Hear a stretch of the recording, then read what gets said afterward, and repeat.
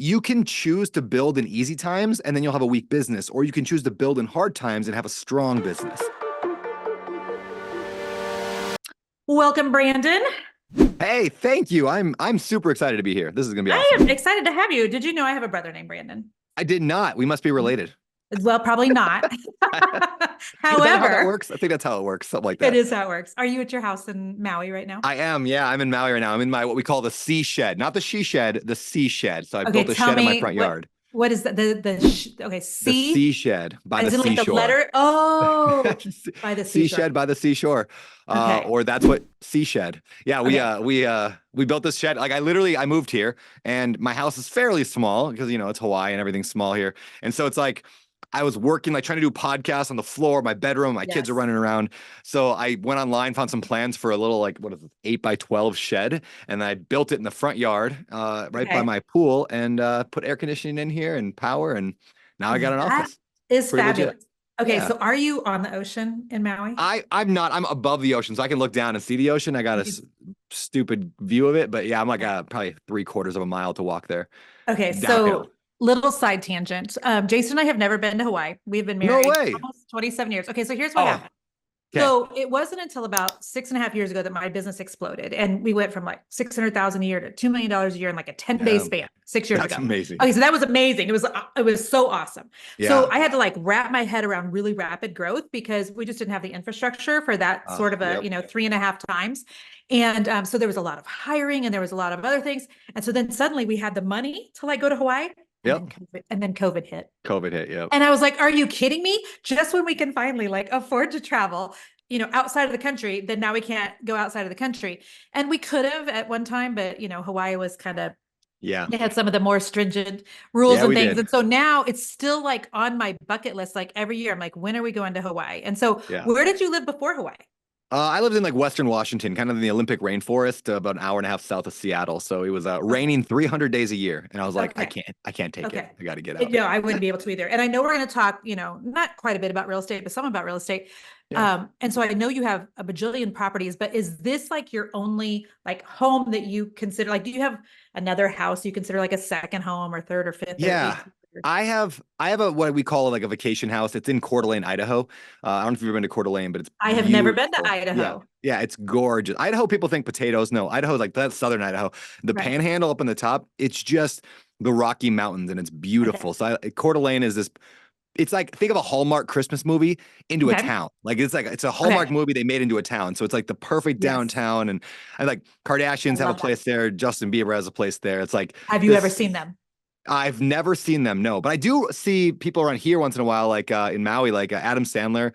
I see him Okay. around once in a while. Very cool. Steven Tyler, see him around once in a while. That's so cool. Yeah, it's wild. Yeah. I told my husband jokingly once that if I ever come up missing, look for me in Evergreen, Colorado. Like if ever I'm Yeah. like, I am out of here. So Evergreen, Colorado is how it sounds like that too. It's very quaint. They actually Yep. have done Hallmark movies in Oh, Evergreen, funny. Colorado. It's Yep. so beautiful. It's got like a little pond with ice fishing and Yeah. a Yeah. windmill. Oh, it's Exactly. so gorgeous. It's so Yeah. gorgeous. But all right, well, let's chat here. I Sure. got to tell you, when I told my team that I was interviewing you, one of the girls that works for me, she was excited, but she's putting together notes and stuff. And then she was like, wait, is this the Brandon Turner? And like she was making that connection. I gotta read. I literally put it in my notes so that I would read it word for word for you. She said that you literally changed the trajectory of her and her husband's lives. This is Kelly, who Oh, works on Team Allwood. My husband was finally confident enough to pull the trigger on rentals because of your podcast. So, that's okay, awesome. let's I talk love about hearing how that. how on earth did you get started in real estate anyway? How does that happen? Yeah, I lived in, like I said, Western Washington. Mhm. I bought a little house because it was cheaper than renting at the time, and this is '07. And so, Mhm. like, I call up a lender because I had a friend who was like, "You should just buy a house." I call a lender, and they're like, "Well, do you make what's your income?" I'm like, "I like minimum wage," and they're like, "What's your credit?" I'm like, "I have no credit."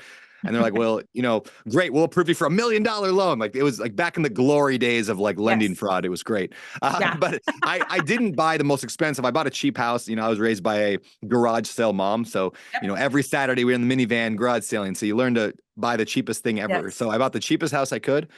I sold it a year later just because we had some drama there, some break-ins. It wasn't in a great Yeah. neighborhood, but I made 20 grand. And I was And like, you were like, yeah, whoa. whoa. Like I was studying for law school, literally like I took the LSAT. I was applying to law schools and I was like, wait, this is way better. I just made money by just owning something for a short period of time. And then Yes. it made me money almost magically. And I was like, yes, forget law school. So I just jumped into real estate. It was way better.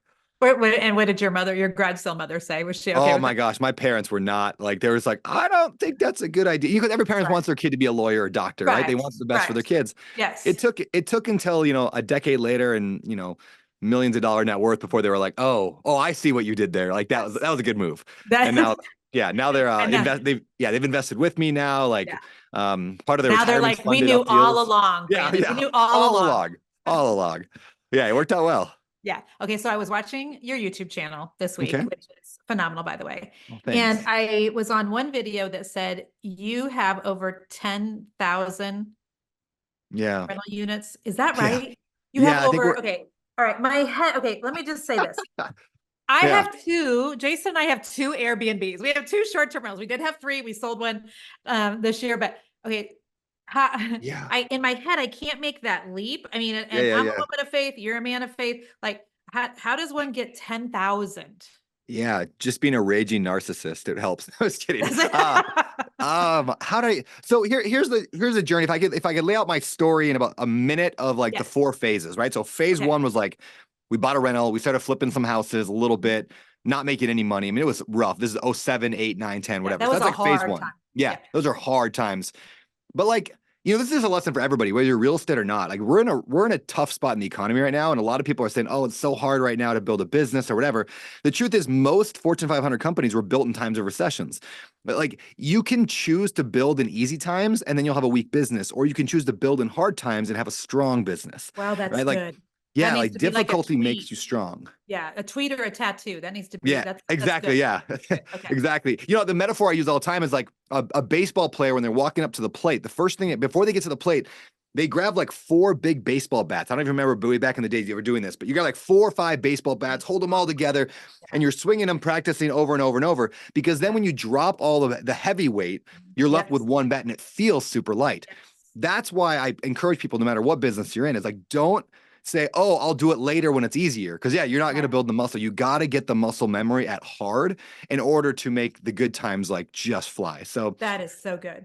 yeah, we didn't make hardly any money in that time, but we started acquiring just, we couldn't flip houses because they just wouldn't sell. So we started We want keeping them some. as Yeah. rentals. So phase one, me and my wife, Heather, we met in college. We've been, first Yeah. girlfriend. I was her first boyfriend. We ended up getting married and we're still together today, 2 kids Praise God. later. And yeah, it's amazing. Two So kids and 10,000 places. 2 kids and yeah, 13,000 units later. Are you at 13,000? It's actually 13,000. I think we just crossed 13,000. Okay. Now that said, I'll explain why that's not as big of a deal as it might sound. So phase one, Heather and I just working. Like we did some Airbnb, we did some rental properties. We're fixing. I'm under houses, putting up insulation and plumbing and everything. Phase two is I basically got like financial freedom, right? Like I could pay my bills, which was a few $1,000s a month, living in kind of a low priced area. So phase two is all about like the education phase in terms of like I started a blog, started teaching this online world. I didn't know what to do, so I tried several different things, and finally, real estate in your 20s stuck as like, oh, I could teach real estate investing for people in their 20s. So literally, the Is it website still because people in what? their 20s, is it because Yes. people in their 20s usually weren't? Yeah, it's interesting. Yes. Side note, I bought my Yeah. first house when I was 21. Oh, And did you like really? nobody, I did, yeah. Nobody, because I was just tired of wasting money on Yep. rent. But I kept it for like 6 years, I think, made like 30K on it. It wasn't That's awesome. fabulous, but yeah, but so there aren't a lot of people because everybody else was out doing quarter like margarita nights at the bar Yeah. still, and I was trying to scrape up money for the mortgage at 21. So That's there's exactly yeah. it. Which Okay. which is such a big lesson for like for anybody listening to the show that's in like internet marketing or you want to make a brand or an Instagram account or like the reason I was successful pretty quickly with real estate in your 20s is because I really hit like this cross niche. Like people tend to go too broad. Like I'm going to teach real estate, which is fine, but then everyone's teaching real estate. Or I'm going to Right. teach how to make money online. Okay, that's Yeah. cool, but there's a lot of people doing that. I'm going to teach 20-year-olds, in their Yes. 20s how to buy real estate. Now That's nobody's so that good. guy, That's right? so So good. I'm yeah, literally making a note of an idea. yeah. Keep Yeah, talking. how can you Go get ahead. more specific is what I encourage people. And you can broaden later. I got into my 30s and I had to broaden, but Yeah. for a couple of years I ran this real estate in your 20s. Eventually started the podcast called the Bigger Pockets Podcast with a friend of mine, Josh, that thing took off. So I jumped ship and went over to Bigger Pockets, and I was an employee there with equity, but I was an employee for a decade, building the Bigger Pockets podcast. And so that's what really took off. I mean, Bigger Pockets was already a big site, but I was the very first employee. So I was employee number one, and they were probably doing 50K a year in income at the time, like just off Google ads. Yeah. And yeah, we scaled that thing to multiple hundreds of millions of dollars of a company, which was wild. So anyway, that was phase two, was education at Bigger Pockets. Didn't you have like 100 million downloads? Yeah, 100 million downloads on the podcast. It ended up. Here's the funny thing. I remember setting a goal when we started the podcast. First of all, two things about the podcast. I started it and I said to Josh, the Bigger Pockets founder, I said, Josh, there's this thing called podcasts. Now, that wave is over. Like, no one's going to listen to much anymore, but I think we can get the tail end of podcasting. So we should do it. That was my pitch, was like, I think we missed the boat. Little did we know that podcasting was on the upswing, right? Yes. And I would argue even today, people still say the same thing. Oh, I missed the glory days of podcasting. I'm like, no, it's not in cars yet, right? Like podcasting is not in cars. It's in Teslas and a few other, but that's a really good point. Yeah, like where do majority of people listen to stuff? It's in their car. The radio is still the biggest thing in cars. Yeah. Once it becomes just everybody just has it built in like Tesla does, podcasting has, I think, 100x growth it could still hit over the next decade. So you still haven't missed it. I'll say that to people. I still don't think you've missed it. I'm like pondering that because you were at, when you stopped that podcast, weren't you at over 100 million downloads? Yeah. And so, and then now you have your new podcast. Yep. Yeah. How often does the new episode come out? Yeah, I still do once a week. It's a similar show too. You know, I tried to go more personal development, more like just like, you know, cool people I want to talk to, and interviewed some great people, a lot of guys in the Wellspring, a lot of just friends that were like just super influential guys, like, you know, whatever, Dan Martell or Erwin McManus. Yeah. And those were great. But anytime I would interview just a normal like real estate investor friend of mine, the show would get 10 times more downloads. So I'm like, all right, my audience clearly wants real estate stories. They want for what I'm known for. Yeah. So we pivoted back, and now we're back to real estate once a week. So that's fabulous. That's fun. Okay, yeah, so anyway, podcasting was in stage 2. Well, so podcasting with Bigger Pockets was stage 2. Stage 3 is I started the commercial real estate company, which I just decided, I was on stage, actually, true story. I'm on stage at this real estate event, and I'm looking out to the audience, and I'm giving this big keynote. And I realized out of 1,000 people in that room, I was the smallest fish in that tank. Like these guys had hundreds or thousands of units. I had like 30. And I was like, oh man, I'm resting on my laurels. Like I'm capable of so much more. And I came like face to face with my potential, which is kind of a scary thing to do. And I'm like, shoot, like I've not been playing to the level that I could be playing. And so I left there going, I'm going to deserve to come back on the stage someday and deserve to be here. Not just because I have a big podcast and so I was a celebrity name.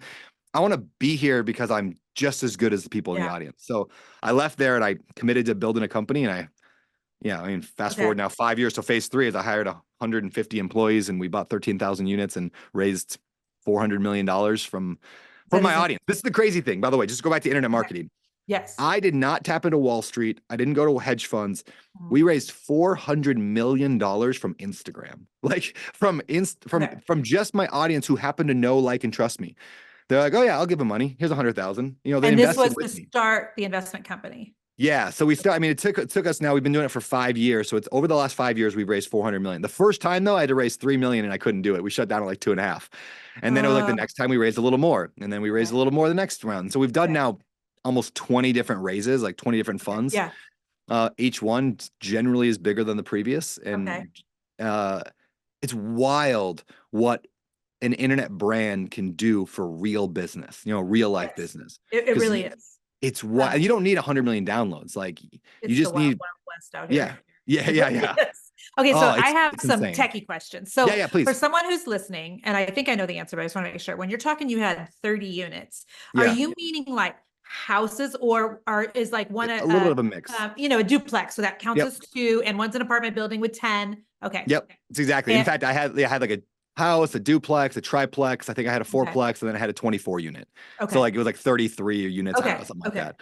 So Yeah. yeah, when I listened to that one YouTube video of you this week, it was like 20 minutes long on YouTube. It was like everything you need to know about real estate in 20 minutes.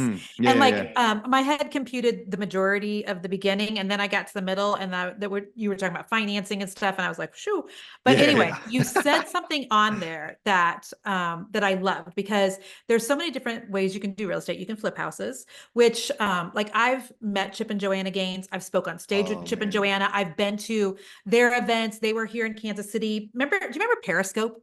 I got to Yes. like interview Yeah. Chip and Joanna in the green room because we Oh, were speakers on the same oh. stage. So they let me like, so I still have that video, and they're just the most precious people. So, when They're they my number started, one. They're my I number know. one, like Oh podcast yes, guest, they're hopefully. exactly who you would want them to be Yeah. in real life. They're fabulous. And I know, some of their Yeah. family, but That's so anyway, cool. so when they got into the flipping, in my head, I was like, you know what, Jason and I should maybe do flipping, because that's what I was seeing was really, really hot. Yeah. But that isn't something that I like. It was like for a while we were looking at what's foreclosing in Kansas City where we live full time. And then like Yep. the courthouse closed down because of COVID. I'm still blaming everything on COVID, just so you know.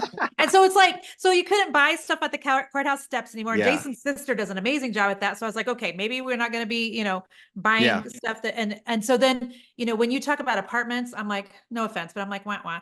And I think you invest a lot in like mobile home parks I as do. well. Yeah. And that just doesn't light my hair on fire. But you Yep. said on that video, like, what do the real estate that really attracts, like that you're attracted to? Well, I love like the Airbnb Yeah. short-term rental world, just because I like making things beautiful. That's Yep. my background. Before I was a business coach, I owned a painting company in Kansas City. So we did, painting in tons of different houses. That's why I knew Chip and Joe. And so we were on Extreme Home Makeover like 3 different times. So Oh, I no way. love like making houses gorgeous. Yeah. However, that feels like there's no way that I can't even imagine getting to like 10 Airbnbs. How does just a normal average person Yeah. maybe likes that part of real estate scale at all? Yeah, it's a great question. First of all, I'll point out that I love that you brought up the fact that like there's so many ways to invest in real estate. And so like, Yes. yeah, I just made a list the other day of like 18 unique cash flowing strategies that work today in 2024. I just sat down, I was like, what would they be? And it was things like, yeah, assisted living or rent by the room is really popular. Airbnb still works when you're careful. There's something called midterm rentals, which is like renting to traveling nurses. It's a really cool niche. So there's all these like, there's tons of different ways. So I'm listing yeah, one of our properties, the one in Arizona for the yeah. traveling. Yes. Yeah, I love the midterm stuff, the traveling Yes. nurse stuff. That's a really strong niche because it's less turnover than the short term. But the point is, there's a million ways to do it. So you find what fires you up. Now, I don't know why mobile home parks fired me up, but when I first interviewed somebody about it on a podcast, I was like, oh, that sounds cool. And then a year later, I interviewed another guy, and I'm like, oh, that sounds so cool. It fired me up. No idea why, right? That's so funny. Warren Buffett has a great quote. It says something like, I could have been, I'm going to butcher, but basically, I could have been fired up by being a preschool teacher. I don't know why God made me fired up about stock investing. Or, like he basically That's said, like, hilarious. there's no reason. I just happened to be lucky enough or blessed enough for this fire to be a thing. Now, for me, it was mobile home parks. For him, it was stocks. For you, it was something else. But yeah, definitely there's something for everybody in real estate for sure. But as for scaling, this is true for any business whatsoever, right? Is it becomes a who, not how sort of a situation. So Yes. majority of the people in the world, and I hope this is helpful for people to think about business building this way. Majority of people build businesses from the bottom up. In other words, they're everything. They're janitor to CEO. Yes. And then they Yes. slowly replace themselves on like below them, adding people to take away the jobs that they don't want to do. And there's nothing wrong with that. It's a great way to build a business, but it can take a long time. When I built Open Door Capital, I built from the top down. In other words, I hired a CEO basically from day one. And I didn't even pay him. It was just a partner. I gave him 30% of the company. And I was like, you're going to build this. You're going to hire everyone below. And I'm basically building an engine from the outside looking in. Like I'm not part of the engine. I'm not replacing myself because I was never in it to begin with. Yeah. And, maybe it's a little more theoretical because obviously I'm in it. Like I make videos for YouTube and I, still get on investor calls and stuff. But like majority of it, I do maybe 1% of what needs to be done. And I've done that since day one on that business. It's just, I built from the outside looking in. So just a different way of looking at businesses. Okay. You know how you were just talking about your like 18 different ways? Yeah. Yeah.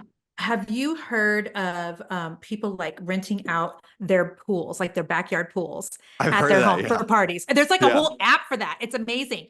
Yeah. We That's have wild. It is wild. We have our Florida property because we're right on the beach. It's a small, 2 bedroom, 2 bath, but Yep. it is beautiful. Can I just go ahead and say that? But we have it on an app called Peer Space, so people can Okay. rent it to do video shoots. Oh yeah, yeah, So yeah, yeah. they can bring in people who modeling, who want to show like a cooking show. So I mean, it hasn't been rented a whole lot. We've just had, Yeah, more yeah. inquiries than anything else. But so that it is interesting. There's like now places like we have a friend who has a property out in the country that they own. So there's nothing on it except for a spot that you can hook up your RV if you want to. And Yep. they like have that on an app somewhere. I don't know what the app is where you can just somebody can rent your There's so property just much. to Yep. hook up something. So just absolutely wild. There's so many Okay. ways. Yeah. Once you start thinking that way of like, how do I generate income? And this goes back to like Rich Dad, Poor Dad 101, which is like the book that most real estate people obsess about, including myself. Yeah. It's like, how do you buy assets and reduce your liabilities? An asset is something that puts money in your pocket.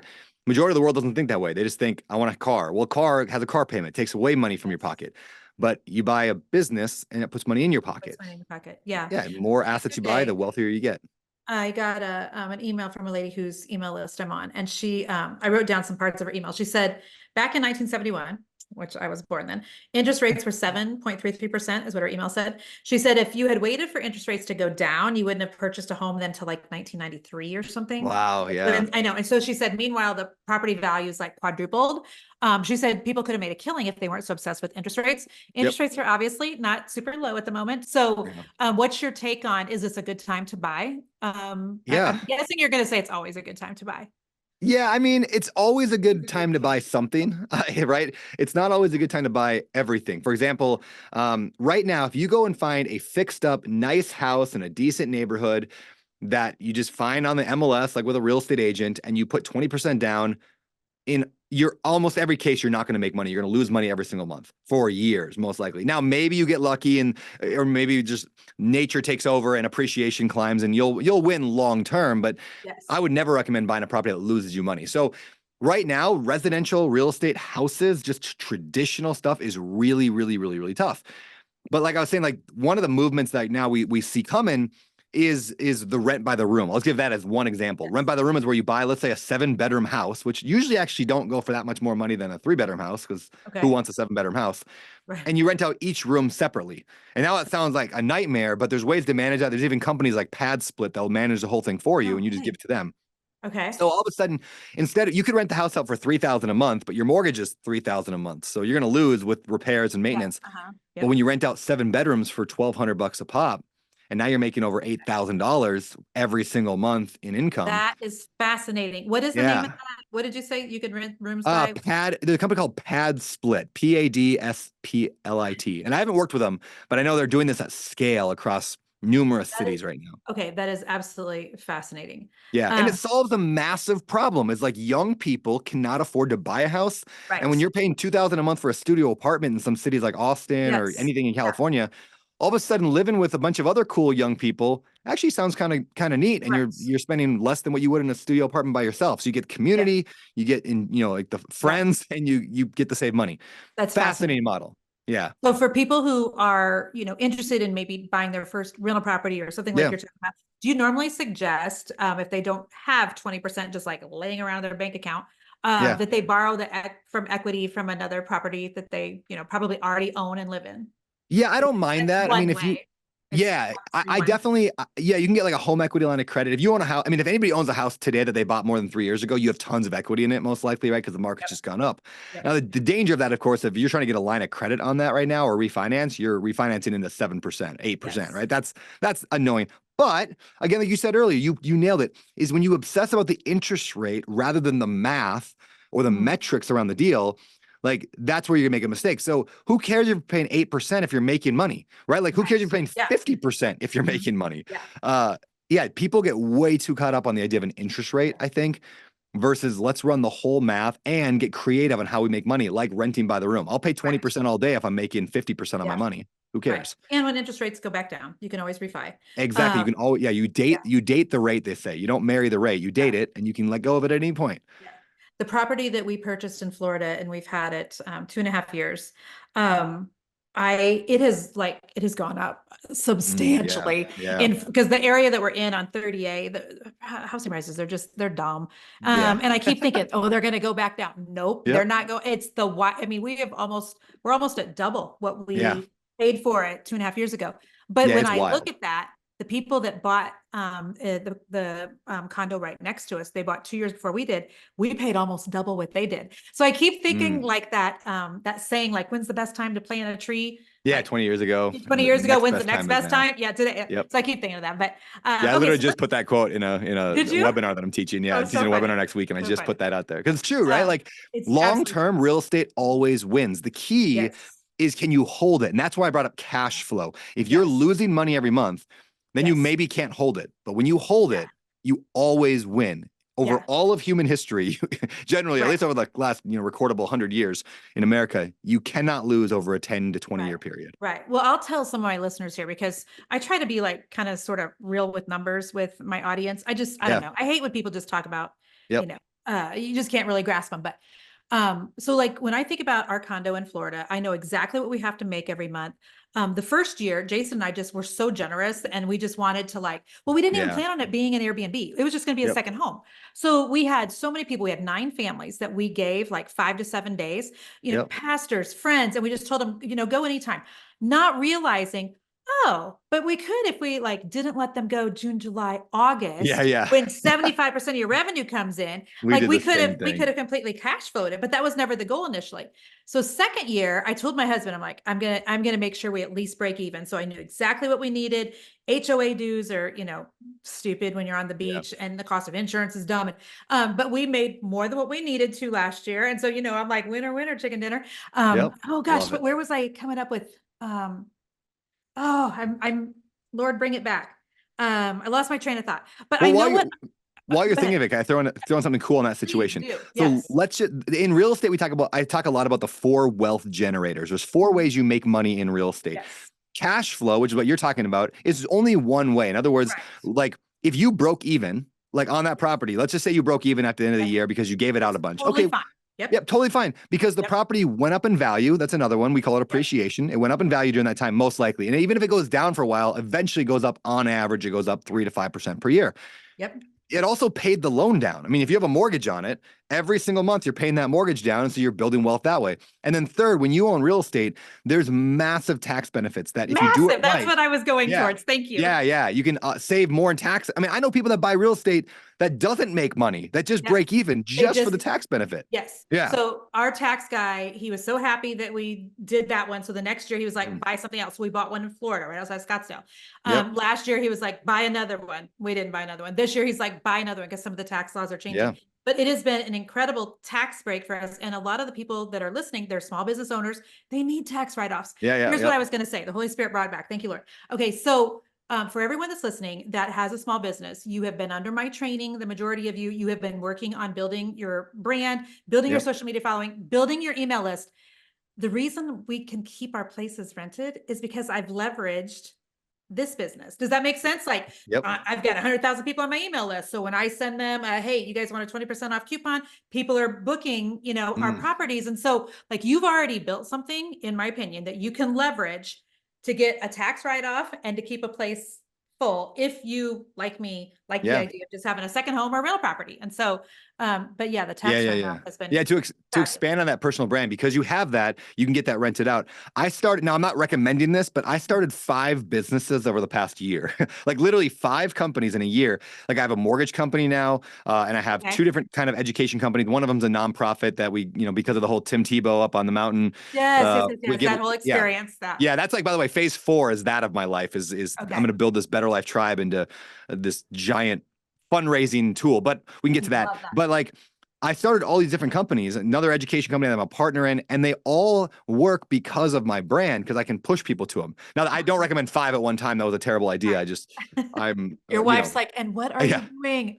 Yeah, exactly. It was like, it was too much, but I have a hard time with opportunity because I mean, when you're young and getting started or just getting started in like building a brand, Yeah. you need to learn to say yes to everything, right? It's like, yes, because you don't know what the opportunities are. But No once you idea. have an established company, brand, wealth, whatever, you switch and you have to learn to say no to everything. And I struggle with that. It's like, if that's an opportunity, let's go for it. Yeah. But everything that's an opportunity is also an opportunity cost. Like you Yeah. lose by everything that you do. And so that's a lesson I'm learning right now is how do I make more by saying no more often? Yeah. Well, I want to ask you about your book real quick, and then I have Sure. just some rapid fire fun questions for you. But Sure. you have a book. Well, you have several books. How many books do Yeah. you Yeah. have? I think I have 5 books and 1 journal, if I Okay, remember so you have right. more units than you have books. Yes. Okay, so But you I've sold more books than I have units, so okay, that's a good which thing. is, I mean, I was looking at, I mean, haven't you sold like the book on rental property investing? That Yeah. sold over like 500,000 by itself, right? Yeah, I think it might be over 1 million at this point. I'm not Are you even, yeah. serious? Yeah, That it's is got to be over a crazy. million. And that Okay. one, that one just happened to hit #1 in Amazon when we launched it in like Amazon real estate category. And Okay. then that was 7 years ago, and it's never not been the #1 real estate book in Amazon since the day Oh it my came out, which gosh. is just insane to me. But it shows not the power of my book or the power of my name. It's two things. I mean, it is a good book. So one, it's a good book. When I wrote it, I said I'm going to write the best real estate book ever written. I literally said that out loud. That was my goal. I wrote it down. And so many people write books today that are terrible. I get them all the time. People send me Well, books they every have day. ghostwriters a lot of They have times. ghostwriters that write them and they're not good and they're 100 pages or, and they're just giant font. And I'm like, Yeah. this doesn't look good, doesn't sound good. So I was like, I'm going to write the best book ever written. Yeah. And if anybody has a better book than me on real estate, I'm going to read it and then do better than that. So I obsess. So #1 is obsessing about being the best. Okay. It's such an underutilized tool in today's business world is obsession with #1. Ninja And tip. Mhm. yeah, and I don't like I'm honestly I'm a believer, and so I'm trying not to put like ego in here to say like oh I'm the best writer in the world, Yeah. but I put so much work into making #1. But that's not even the most important point. I could Okay. have written a halfway probably decent book and it still would have done well because we had an email list of hundreds of thousands of people when we launched that book at Yeah. Bigger Pockets. We had a podcast with millions of downloads every month. Yes. When you Amazing. have the brand, everything else gets easier. I liken it to, and I've said this is probably offensive, but I'll say it. Like when you're a ridiculously hot woman, like just beautiful, right? Yes. Everything in your Every life is door easier. opens. Yeah. Every door opens, and they're like, wow, everyone's so nice here. It's because everything is easier when you're just Yes. unbelievably beautiful. Yeah. And so it's like some of us have to work harder at it, and some people get That to is actually a great easier. analogy. Yeah. Actually, So yes. having a brand is like being a very, very Yes. good looking person. So Yes. Okay, let me ask you, since we're talking about brand real sure. quick. At this point, because you're Beardy Brandon all Yeah. over on social media, your beard is probably part of your brand. Are you ever going to cut that off? I can't now. It's I there know, forever. like you're locked in. I'm locked in. I've joked that if I ever did, I'd like call it like beardless Brandon for a while and eventually just go Brandon Hilarious. Turner. Though there's a point to that. Actually, 2 quick lessons on the beard or things I can pull out of that. #1 is I grew it for a purpose. I literally looked like I was like, I'm a tall, skinny, lanky white dude. Yeah. Like a million other tall, skinny, lanky white dudes out Right. there. I just looked like everyone else. Right. I wasn't unique. I didn't have like a Gary Vaynerchuk voice that was Yes. super unique. I was like, how am I going to stand out in the world? And then I saw some TV show and a guy was a big, tall, skinny, lanky white dude, but he had a huge Beard. beard. And I was like, he got a TV show. Hilarious. So I grew it on purpose Okay. because I needed to stand out. Now, some people Yeah. have cool things like you have glasses a lot of times in your pictures, right?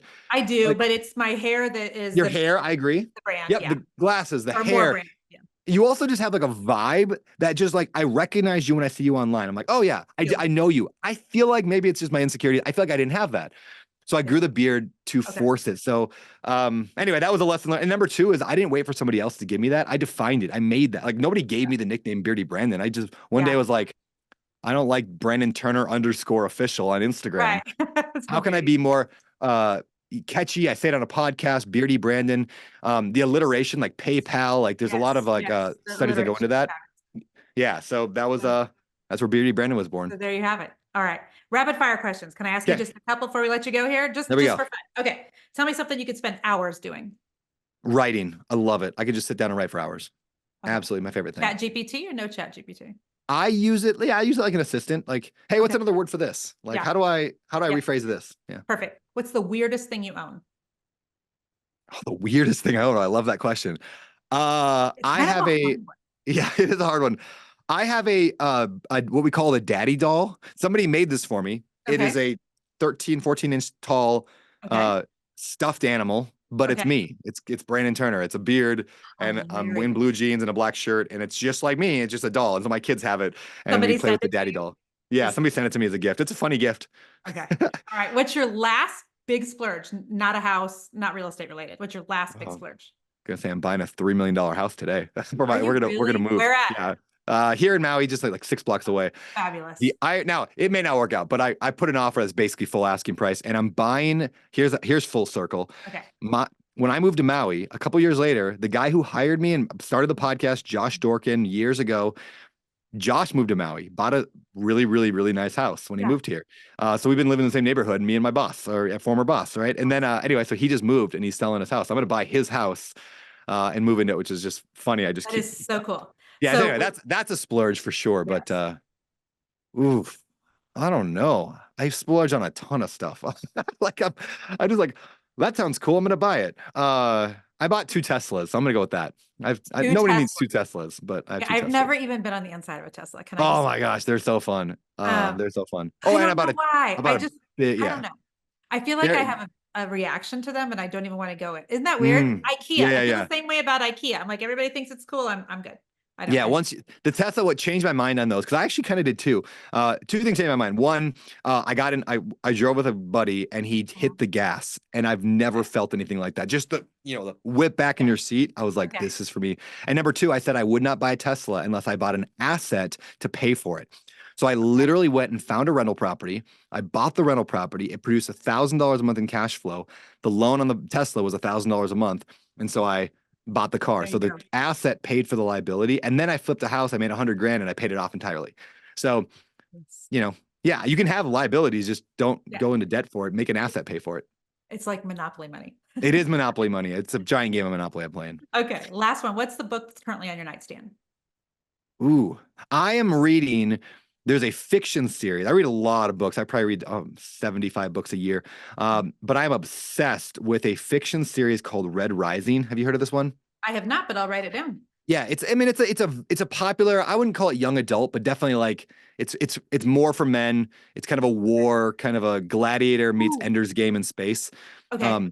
The best fiction book I've ever read would be Red Rising, the first book in the series. There's 6 of them. So I'm on book number 4, I think Iron Okay. Gold.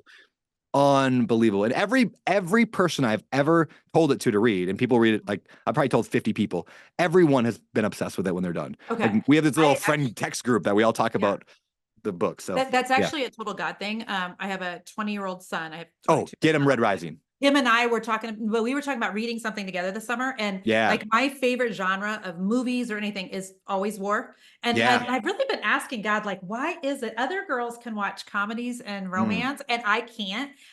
Whenever I want to see, if I'm like upset, my husband will put on a war movie. If we're celebrating, war movie. Yep. I think I figured it out. I need to see Good Overcome Evil. Yeah. Most you will war love Red movies Rising. that. You will love it. Most I war- get shivers just thinking about how great of a book Red Rising is. Okay, so And I am absolutely going to so go get good. that off Amazon for Easton and I, because we're Yeah. looking at what could we read this summer together. So yeah, that's so perfect. good. Hey, I'm gonna give you one Yes, more just because I'm please. obsessed with books. There's Please. another fiction book called The Name of the Wind. It's Okay. not war, but I'm gonna put that out there. That is the best written fiction book I've ever read. So Red Rising is the best story, and The Name of the Wind. It's kind of a fantasy, a little kind of Lord of the Ringsy, not really, Okay. not crazy in that world, because I'm Mhm. not a big fantasy guy. Yes. Anyway, I'll just throw that on there too. That was the best written book. It's like reading Okay. butter. If I could write, it's like if I could write with the ability of that guy who wrote The Name of the Wind, like it makes So me cool. not want to write, because I'm like, I can never do that. It's that so level. beautiful. Okay. Oh, That's beautiful. fabulous. I Yeah. could talk to you all day. It's so good to see Oh, you. I me too. miss being in the group with you, and you're just so smart. And like I Oh, said in thank the you. intro, you're so humble and Oh, thank just, you. you know, Raging narcissist, I think is what I said. well, but- I appreciate you. Now people are going to want to find you all over social. They're going to want to connect with you. Do you want them to find you? Is it Instagram? yeah, no, Where I do you try like to to play hide. the most? I'm an Instagram. I'm obsessed with Instagram. I'm a millennial. So yeah, Beardy Brandon, beard with a Y at the end of it. Beardy Brandon, everywhere. YouTube, Perfect. Instagram. That's my thing. Awesome. Thanks so much for being here. Hey, thank you.